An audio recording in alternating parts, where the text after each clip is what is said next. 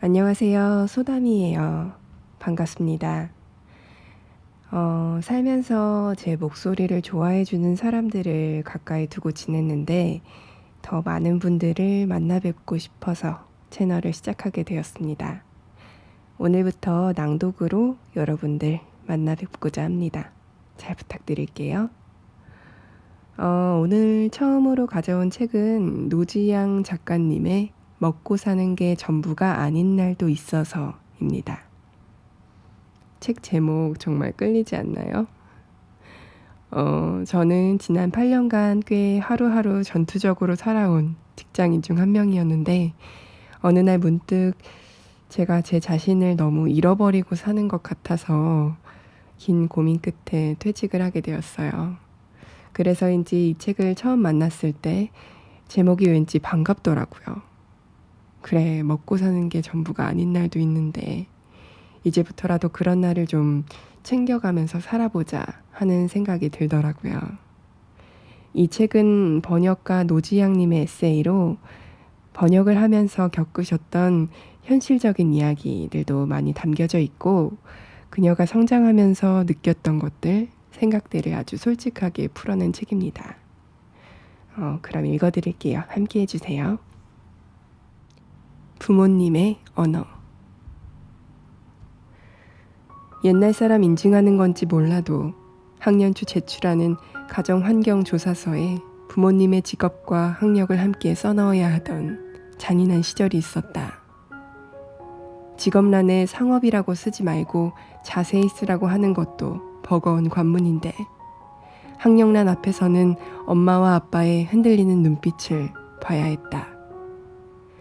수년 동안 엄마는 중졸, 아빠는 고졸을 써넣었고 나는 별말 없이 가져가서 다른 아이들 것을 흘끔거리거나 괜히 선생님 눈치를 보며 냈다.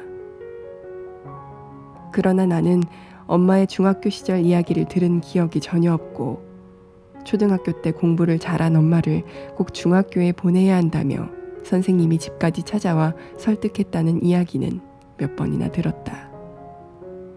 마찬가지로 아빠가 초등학교 때는 전교 1등을 했지만 중학교 때는 공부는 안 하고 영어 사전을 팔아 친구들과 놀았다는 이야기는 들었어도 고등학교 시절 이야기는 듣지 못했다. 상고나 공고라는 단어도 나온 적이 없었다. 알고는 있었지만 묻지 않았고 엄마 아빠도 어색한 침묵 속에서 볼펜으로 빈칸을 채워주기만 했을 뿐이다.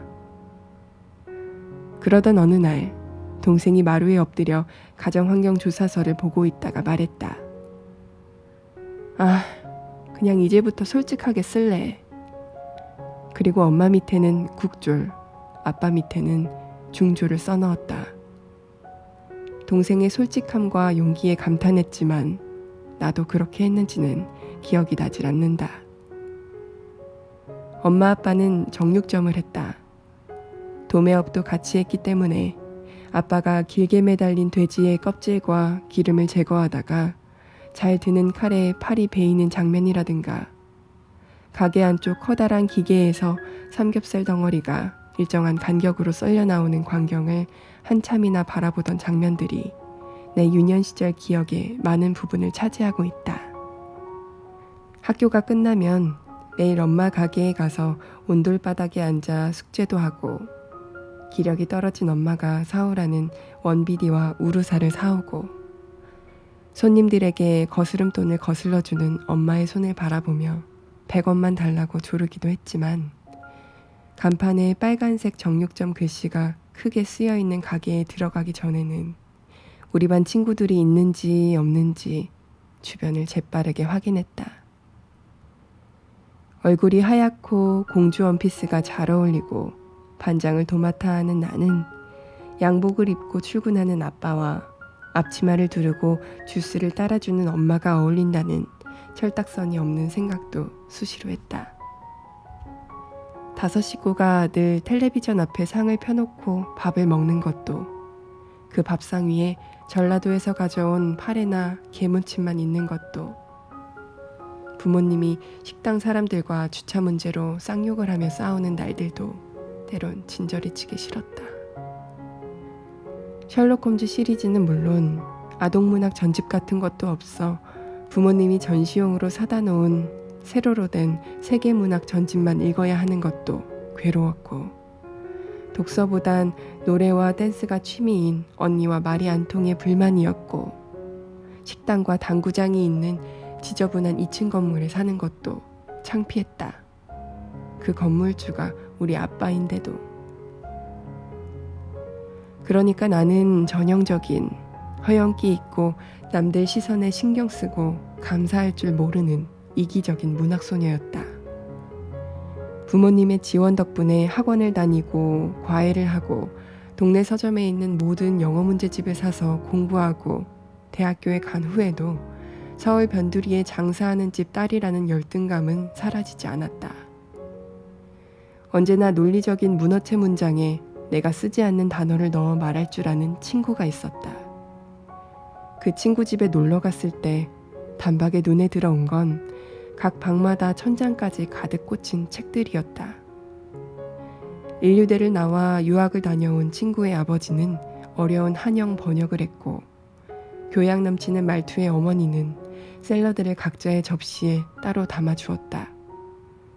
이질적이었던 저녁 시간, 이제와 내가 아무리 셰익스피어를 읽고 롤랑 바르트를 읽어도 내 입에서 나오는 표현이 거칠고 단어가 순화되지 못하는 건 어린 시절 엄마 아빠의 언어와 집안 분위기 때문이라고 결론 내렸다. 친구처럼 어릴 때부터 식탁에서 자연스럽게 교양을 길렀어야 일상생활에서 책에서나 나올 법한 고급 단어를 사용할 수 있을 것만 같았다. Down to Earth라는 표현을 처음 들은 건 섹스 앤 더 시티의 배우 크리스틴 데이비스가 나온 토크쇼에서였다. 데이비스가 연기한 샬롯이란 캐릭터는 코네티컷에서 자라 어퍼이스트 사이드에 사는 주인공 4명 중 가장 교양 있는 부유층에 속한다. 친구들의 거친 말을 들으면 카페에서 나가버리던 공주 샬롯을 연기한 배우가 이렇게 말했다. 우리 부모님은 굉장히 소박하신 분들이에요. 이미지의 대조 때문에 그 표현이 특별히 더 귀에 꽂혔는지도 모른다. 그때는 이미 나도 30이 넘어 40이 가까워지던 시기였고, 그 단어를 우리 부모님, 우리 가족, 그리고 나와 자랑스럽게 연결할 수 있을 만큼은 성숙했다. Down to Earth는 소박한, 허세가 없는의 뜻도 있지만 진실한, 진짜인, 자기 자신의 모습대로 솔직한의 의미도 있다. 이 단어는 아무리 봐도 우리 가족을 한마디로 묘사하는 단어였다.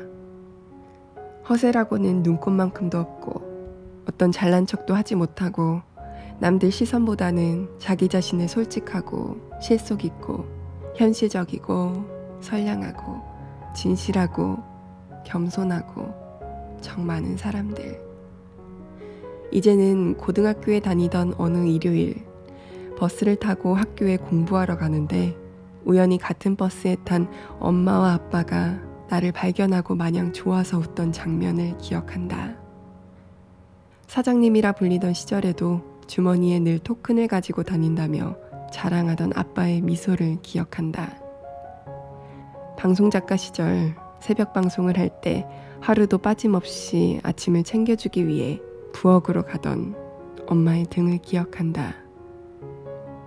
목소리 크고 성미 급한 언니와 심리학 박사 학위가 있지만 자기 말투가 싼마이 같다는 동생과 한 번도 돈 문제로 싸우거나 서운해한 적 없었던 걸 떠올린다. 그리고 내가 변변치 못한 직업들을 전전하고 결혼 생활에 위기를 겪을 때도 한 번도 나를 비난하지 않고 무조건 사랑해준 부모님과 자매들이 얼마나 훌륭한 이들이었는지, 학벌이나 취향 따위가 얼마나 인간의 본질과 관련이 없는지를 이해한다. 내가 번역한 자존감이 바닥일 때 보는 책의 저자 나다니엘 브랜드는 예순쯤에 자신의 인생을 돌아보면서 대체로 자신의 어린 시절에 대한 사람들의 해석이 10년 단위로 긍정적으로 변한다고 말한다. 10대, 20대, 30대에 내가 부모님을 바라보는 시선은 달랐다. 40대인 지금은 부모님에 대한 존경과 애정만이 가득하다. 50대나 60대가 되면 세상에서 가장 위대한 부모님이 내 곁에 오래 계시기만을 기도할 것이다. 감사한 게 또 하나 있다. 내가 부모님에게 언어 감각은 물려받지 못했을지도 모른다. 글이라는 도구는 후천적으로 습득하고 훈련한 것이라고 말할 수도 있다. 그래도 어린 시절 파도 치는 소리에 잠 못 들었다는 아빠의 감수성과 생뚱맞은 농담으로 우리를 웃기던 엄마의 유머 감각을 물려받지 못했다면 나는 얼마나 지루하고 무미건조한 사람이 되었을까. 달콤한 노래로 콩쿠르상을 받은 프랑스 작가 레일라 슬리마니의 인터뷰 중에서 이런 부분을 떼어 적어 놓았었다. 언어는 작가에게 있어 가장 중요한 재료다. 나는 프랑스어의 새로운 이미지를 불어넣고 싶다. 문화적이고 예술적인 동시에 유용하고 실용적인 언어. 좀 더 유연한 프랑스어를 알리고 싶다. 엘리트의 언어가 아니라 누구나 쉽게 배울 수 있는, 혹시 실수하더라도 한 번씩 웃을 수 있는 탄력적인 언어. 나는 결국 우리 집안 사람, 엄마 아빠의 딸이었다. 더 가진 척하지 못하고, 유식하고 고상한 척하지 못하고, 추상적이고 관념적인 단어보다 일상적이고 생활적인 단어를 잘 구사하는 사람. 쉽고 수수한 언어로 누군가를 감동시킬 수도 웃길 수도 있는 사람. 나의 글에 어휘력이나 문장력은 부족해도 그 안에 담긴 내용이 꾸밈없고 진솔하다면 어린 시절의 성장 과정과 부모님의 진실함과 소박함이라는 유산 덕분이고, 이 유산은 내게 소중하기만 하다. 이제는 부모님의 언어와 나의 언어를 만나게 하고 싶다. 아빠가 밥상에서 부르던 목포의 눈물에 대하여, 외할아버지가 돌아가셨다는 전화를 받고 단칸방에서 오열하던 엄마에 대하여,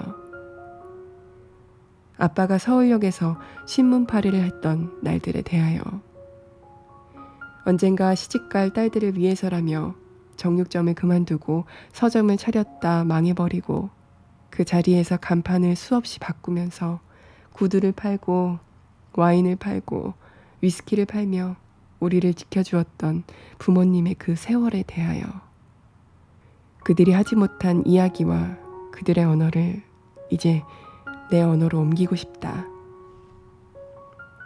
자존감 낮고 삶이 불만스러운 SNS 중독자.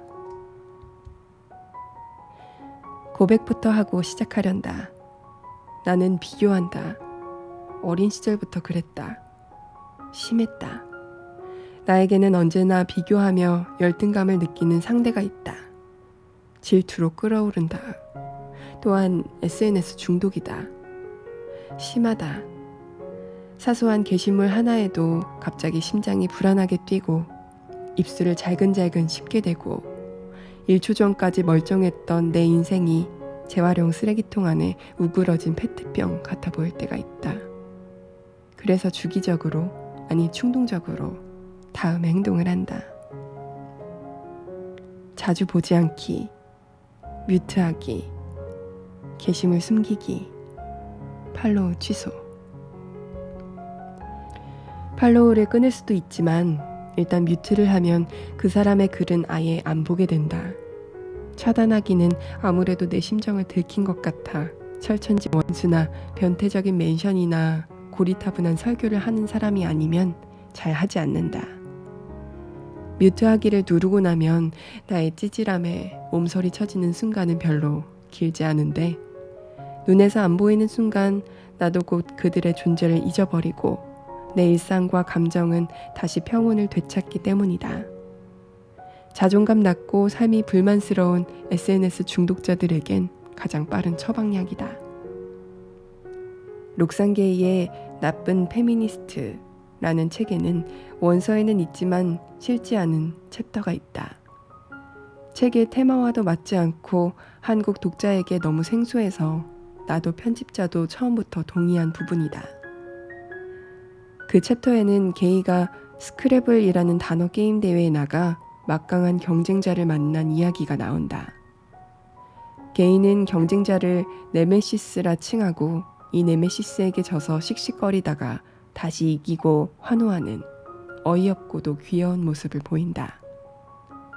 원래 네메시스는 그리스 신화에서 복수의 여신이지만 미국의 슈퍼히어로 코믹북에 모든 슈퍼히어로에게는 네메시스가 있다는 문장이 등장하면서 이기기 힘든 강적을 의미하게 되었다고 한다. 에네미라던가 포보다 좀 더 시적인 느낌을 준다. 게이의 네메시스는 6명이라고 하는데 사람들의 요란스러운 관심과 유추에는 늘 모호하게 답하며 빠져나간다. 자신의 책을 혹평한 작가도 있고 연예인도 있고 때로는 긴 머리에 잘생긴 뮤지션이라고도 하는데 아무튼 그 사람의 존재만으로 영혼이 바닥으로 꺼지는 느낌이란다. 내 정적의 완벽한 미소, 귀여운 성격, 맑은 피부를 보면 화가 나서 미칠 것만 같다. 알고 보면 내 정적의 친구들도 그 사람을 다 싫어할지도 모른다. 내 정적의 완벽한 미소, 귀여운 성격, 맑은 피부를 보면 화가 나서 미칠 것만 같다. 알고 보면 내 정적의 친구들도 그 사람을 다 싫어할지도 모른다. 오늘 종이에 손가락 베었으면 하는 식인데 상대를 직접 언급하지 않으면서도 허공에 주먹질을 하는 것 같은 의미심장하면서 코믹한 감정 표출에 중독성이 있어서 미국에서는 일명 네메시스 트윗이 인기를 끌기도 했다. 나에게도 차마 이름과 아이디는 밝힐 수 없는 네메시스들이 있다. 6명 정도가 아니라 그보다 훨씬 웃돌고 그들은 나의 존재 자체도 모를 가능성이 높으며 알아도 나 같은 미물에는 신경도 쓰지 않을 것이다. 힌트를 약간만 주자면 능력 있는 여성들, 글 쓰는 여성들, 책을 출간하는 사람들이 언제나 나의 레이더에 들어온다. 그 중에는 왠지 얄미워서 못 견디겠는 이들이 있고 진심으로 존경하고 따르고 싶은 이들도 있다. 재치와 매력이 넘치고 사랑받는 사람들도 부러워한다. 소설가면서 SNS에 올리는 글까지 발랄하게 써서 인기가 많았던 그이. 내가 시도 때도 없이 그가 이래서 얄밉고 저래서 인정할 수밖에 없고 이래서 이상하고 저래서 행복해 보인다고 하자 당시 친했던 한 친구가 더 이상 못 들어주겠는지 그렇게 남들 의식하며 살지 말라는 직언을 하고 떠난 적도 있다. 내 곁에 남은 친구들은 한참 동안 그 직언의 해악에 대한 나의 하소연에 시달려야 했다. 연말 모임에서는 방금 미용실에서 머리를 하고 온 듯하지만 내 눈에는 어색해 보이는 네메시스의 사진을 찍어 무조건 내 편인 친구에게 가당치도 않지? 라며 사진을 보낸 후 3초 정도 승리감에 도취된 적도 있다. 내 인생 최악의 시기에 모욕이라는 강펀치로 나를 링에서 피 흘리며 쓰러지게 한 이후 로또를 맞은 것 이상으로 성공한 사람도 있으나 너무 가슴이 쓰라리니 거기까진 이야기하지 않기로 하자. 그 사람은 차단한 지 아주 오래되었다. 변명을 하자면 처음부터 내가 이 정도까지 자존감 낮고 남들의 행불행과 성패에 일희일비하는 인간이었던 것은 아니다. 어렸을 때부터 내재했던 비교하는 성향이 어른이 되어 몇 차례 인생이 삐끗하면서 더욱 강도가 심해졌다고 할 수 있다. 불행에서 빠져나오면 내가 가진 것들에 무조건 감사하게 될 줄 알았는데 뒤틀린 욕심과 오기와 복수심만 늘어갔다. 한쪽에서 실패했다면 다른 면에서라도 성공해야 무너진 내 자존심을 회복할 수 있을 것 같았다. 그러나 그 몇 년 동안의 질투와 복수심과 두고 보자는 나를 아무데도 데려가지 못했다. 오히려 내가 바라는 내가 되기 위해서는 아무 노력도 하지 않으면서 밉상 리스트만 늘려가는 내 쪼잔하고 못난 마음이 더 물리치기 어려운 강적이었다. 그래도 요즘은 전보다 비교하는 마음으로 괴로워하는 일이 현저히 줄었다.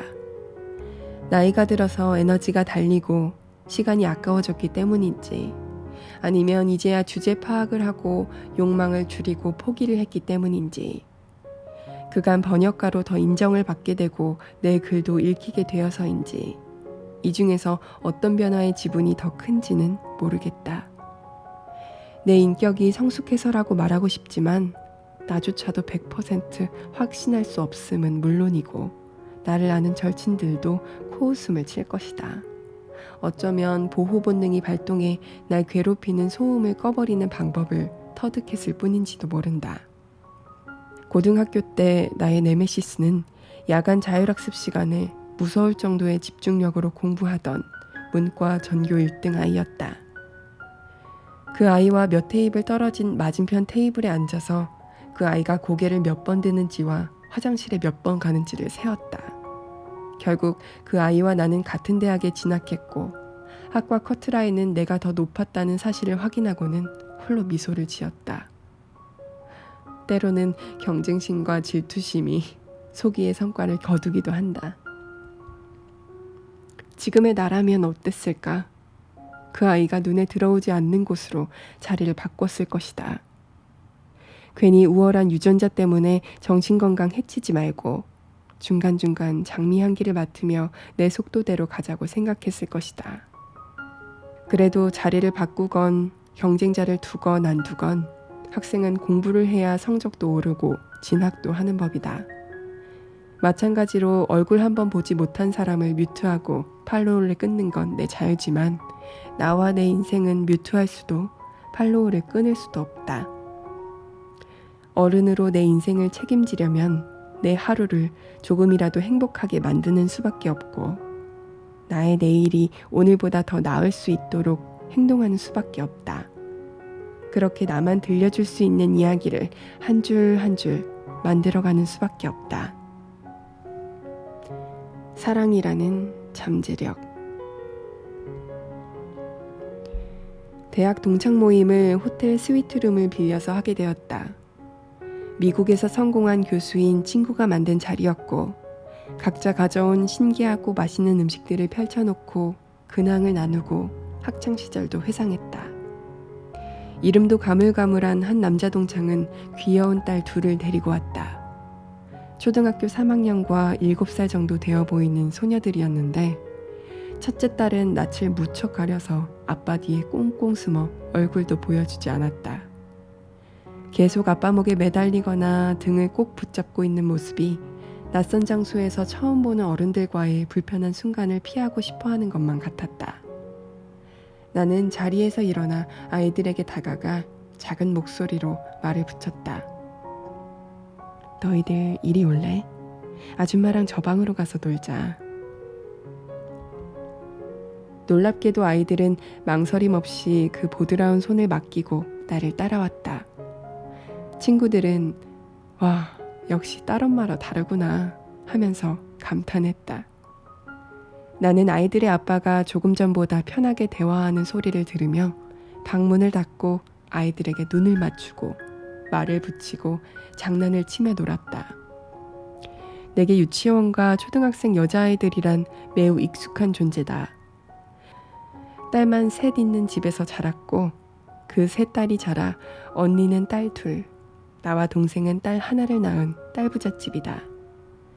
내 아이를 키우면서 비슷한 연령의 아이들을 지켜보고 관심을 가져왔으며, 여자아이를 대하는 노하우가 조금은 있다고 말할 수도 있을 것이다.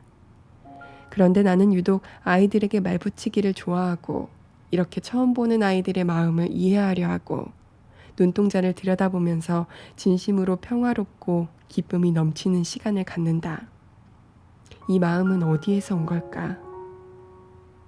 대학 동창들과 있었기에 나는 20대 초반의 내가 어땠는지 상기할 수밖에 없었다.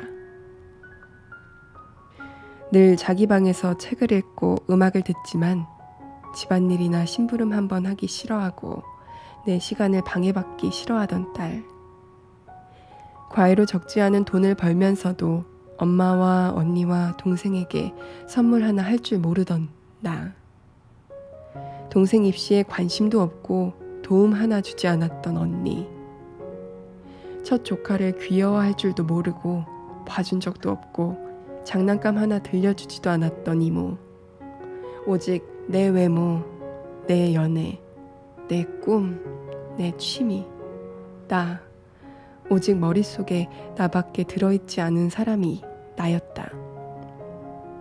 그랬던 내가 세월이 흐르고 흘러 처음 보는 아이들에게 부드럽게 말을 붙이고 아이의 표정을 살피고 내 시간을 들여 아이들과 놀아주는 편안한 아줌마가 되어 있다.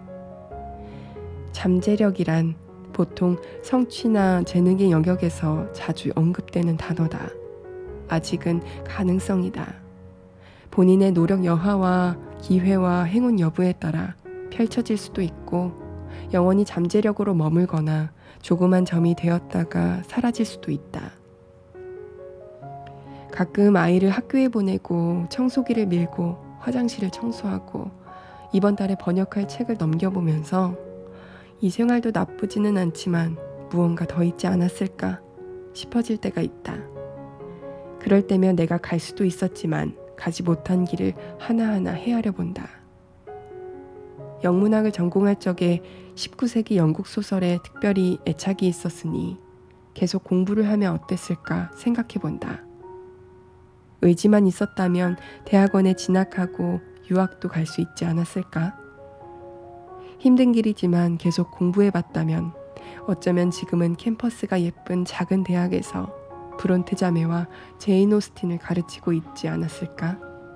그랬다면 부모님은 사람들이 물어보지도 않았는데 딸이 교수라고 자랑했을까? 졸업하자마자 고시 공부를 했다면 어땠을까? 우리 부모님은 대환영했을 것이며 지원을 아끼지 않았을 것이다. 마침 고시촌 근처에서 살았으니 고시원에 들어가지 않고 집에서 학원을 다니면서 공부할 수 있었을 것이다. 몇 년 정도 트레이닝복만 입으며 죽기 살기로 공부했다면 지금쯤 정장을 입고 로펌에 출근하고 있지 않았을까? 교직을 이수하고 임용고시를 봐서 공립고등학교 영어교사가 되었으면 어땠을까?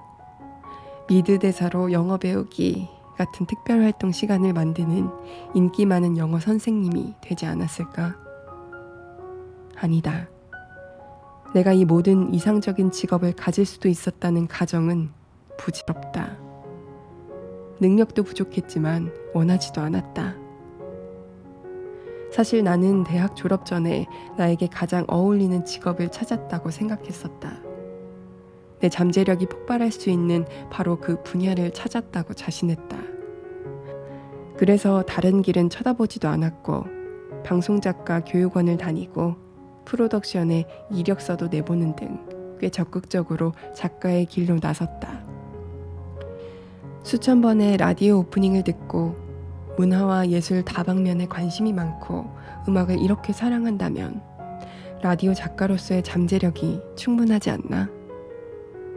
라디오 구성 작가 교육원에서 나는 가장 열심히 과제를 해가는 학생이었고 방송국에 들어만 간다면 얼마든지 내 능력을 발휘해 얼마 가지 않아 클래식 음악 방송의 메인 작가가 될 거라 생각했다.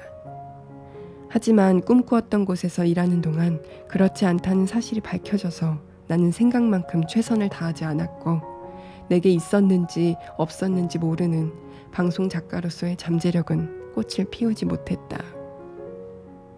은희경과 박완서를 읽고 국문과 수업을 듣고 창작과 비평, 문학사상사의 신작 단편들을 읽던 나는 순수 문학에도 도전해보고 싶어 한 학기 정도 문예창작과 대학원에 다녔었다. 한 교수는 내 글을 보지도 않았으면서 나에게 무척 큰 잠재력이 있다는 말을 해주기도 했다. 나는 소설을 딱 2편 쓰고 교수님들에게 인사도 없이 학교를 나와버렸다. 역시 내게 있었는지 없었는지 모를 소설가로서의 잠재력도 오래도록 수면 상태로 머물렀다. 이 세상에 별처럼 많을 꿈을 못 이룬 예술가처럼 한때는 도전했었다는 것마저도 비밀로 한 채 도서관에서 젊은 작가상 수상 작품집을 빌리는 사람이 되었다. 그나마 번역이라는 분야에서는 조그마한 성취감을 느낄 수 있었는데 번역은 아무래도 재능이라기보다는 노력, 끈기, 책임감, 인내심에 관한 분야니 이것이 나의 잠재력이었다고 말하기는 부끄럽다. 그래도 30대 중반이라도 통번역 대학원에 진학해 제대로 번역 공부를 해보았다면 어땠을까? 오로지 번역만 해온 것이 과연 잘한 일일까? 갈수록 장시간 일하기가 힘든데 내가 이 일을 언제까지 할 수 있을까? 워낙에 후회의 전문가다 보니 미련을 갖고 그랬더라면 이랬더라면 하면서 내가 지나온 길을 돌아보았다. 하지만 내 꿈이 하나씩 꺾이고 지금의 내 모습이 내가 그리던 나의 미래가 맞는지 고개를 갸우뚱하는 중에도 나는 다른 분야에서만큼은 성장하고 있었다. 머리는 아니지만 심장이 커지고 있었던 것이다. 예를 들어 잠재력에 관해 이렇게 말할 수는 없는 걸까? 책을 무척 좋아하던 소녀가 아이 마음을 잘 헤아리는 엄마가 되었습니다. 세상에 할 말이 많았던 외로운 여자는 매일 저녁마다 딸과 1시간 넘게 대화하는 엄마가 되었습니다. 그러다가 순수하게 어린이를 좋아하는 사람이 되었고 조카들을 더욱 사랑하게 되었고 언젠가 지역사회의 어린이들, 청소년들을 위해 봉사하고 또 더 나이가 든다면 아기를 돌보는 일을 알아보고 싶은 사람이 되었습니다. 내 특유의 철없음 덕분에 나는 아이와 뒹굴며 놀고 아이와 같은 눈높이로 대화할 수 있었고 나의 엉성함, 좋게 말하면 유연함 덕분에 아이의 모습을 있는 그대로 받아주었고 그리하여 친구 같은 엄마 항목에서는 그래도 상위권에 위치한다고 감히 말할 수 있다. 이런 건 잠재력의 발견이나 개발로 인정해주지 않으려나? 나는 어떤 분야에서는 생각만큼 피어나지 못했지만 예상 못한 분야에서 폭발적으로 성장했다고 생각하고 있는데 오로지 나밖에 모르던 내 안에서도 기꺼이 내가 가진 가장 좋은 것을 양보하고 희생할 수 있는 씨앗이 있었던 모양이고 물을 듬뿍 주고 햇볕을 쬐어주니 생각보다 무럭무럭 자라났다. 식물의 탄생과 성장을 연구하며 인생을 통찰한 과학자 호프자로는 랩걸에서 아들을 낳은 후에 이렇게 고백한다. 어쩌면 그가 잘하는 것을 보고 그가 필요로 하는 것을 사주고 내 사랑을 당연하게 받아들이도록 하는 것이 내 인생의 가장 큰 특권 중에 하나가 될지도 모른다. 어쩌면 눈물 흘리며 씨를 뿌리는 자가 정말로 기쁨으로 거두게 될지도 모르는 일이다. 어쩌면 나도 이 일을 해낼 수도 있을지도 모른다.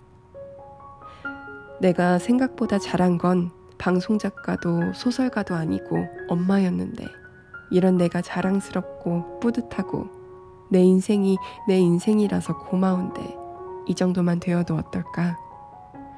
재능이라는 영역에서는 잠재력이 폭발하지 못했지만 사랑하는 능력이라는 분야에서는 포텐 터진 것 같은데 아니려나? 어떠셨어요? 개인적으로 공감 가는 부분도 꽤 있었고요. 저는 이 책을 덮고 나서 저 스스로를 솔직하게 바라보고 그 모습 그대로 아껴주고 싶다. 그래도 괜찮다라는 생각을 하게 되었어요. 여러분들께도 그런 기회가 되었으면 좋겠습니다. 저는 다음 영상에서 새로운 책으로 찾아뵐게요. 지금까지 소담이었습니다. 여러분 안녕.